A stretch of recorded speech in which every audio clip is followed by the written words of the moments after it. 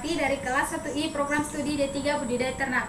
Di sini saya akan menjelaskan tentang anatomi dan morfologi ayam. Selamat menyaksikan. Organ-organ pencernaan pada unggas. Yang pertama yaitu paru.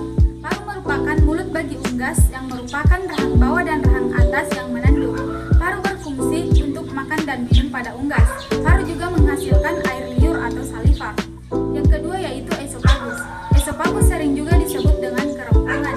Kerongkongan merupakan tabung berotot yang dilalui makanan untuk proses pencernaan berikutnya.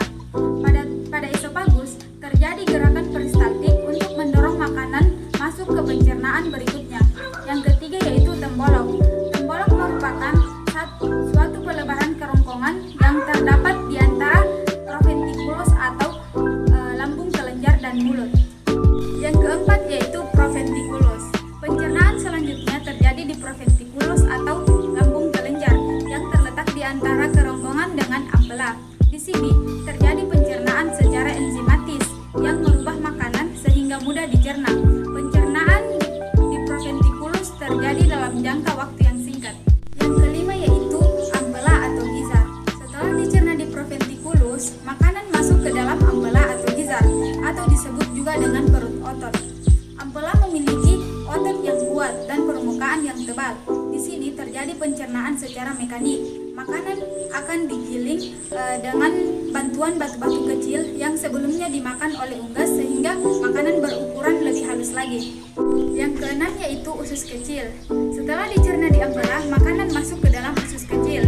Di usus kecil terbagi atas tiga yaitu duodenum, jejunum, dan ileum. Mukosa usus kecil berfungsi untuk menggerakkan makanan dan memperluas permukaan untuk menyerap sari-sari makanan oleh fili-fili pada dinding usus. Yang ketujuh yaitu usus buntu atau kesum. Unggas memiliki dua saluran usus buntu atau yang disebut dengan kesum. Pencernaan juga terjadi sedikit pada usus buntu atau kesum. Saluran pencernaan ini atau kesum terjadi pencernaan karbohidrat, protein, dan absorpsi air. Yang kedelapan yaitu usus besar. Pencernaan selanjutnya terjadi pada usus besar dan ukuran usus besar itu memiliki diameter dua kali dari usus halus. Usus besar berfungsi merombak sisa-sisa pakan yang tidak tercerna menjadi feses.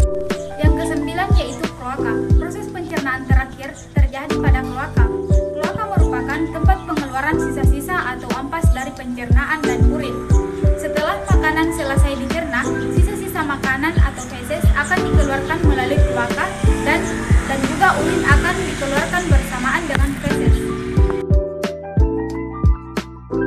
Sistem organ reproduksi pada ayam jantan. Sistem reproduksi jantan terdiri dari dua testis. Testis tidak pernah turun ke dalam skrotum eksternal seperti pada mamalia. Testis terdiri dari saluran tubulus semiferus yang menuju ke ductus deferensi pada ayam betina. Yang pertama yaitu ovidum. Ovidum merupakan salah satu organ yang menghasilkan sel telur di dalam ayam. Ovidum ini memiliki peran untuk menghasilkan sel telur yang sudah dibuangi oleh spermatoza untuk menghasilkan telur. Yang kedua yaitu infundibulum.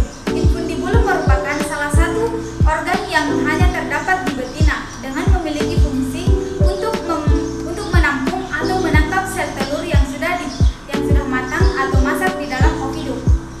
Yang ketiga yaitu magnum. Magnum merupakan organ lanjutan dari infundibulum dengan memiliki fungsi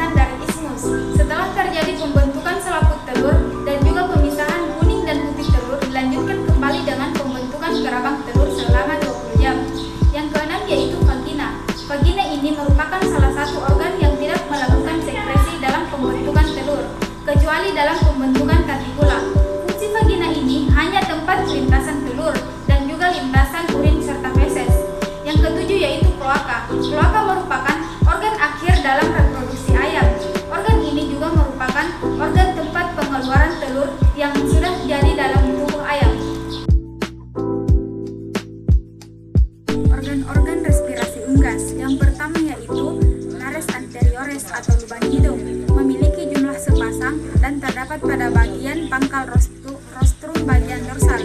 Yang kedua yaitu nares posteriores, memiliki jumlah 1 buah dan terletak pada bagian tengah. Yang ketiga yaitu glotis. Glotis ini terletak pada bagian belakang pangkal lidah dan ke dalam larynx. Yang keempat yaitu larynx. Larynx terdapat di dekat bagian atas yang dibantu dengan cartilago coccygeae dan cartilago arytenoida yang memiliki jumlah sepasang. Yang kelima yaitu trakea. Trakea adalah lanjutan dari larynx ke arah kendal. Bagian ini hampir menyerupai pipa yang mempunyai cincin-cincin tulang yang disebut dengan annulus trachealis. Yang keenam yaitu bronkus.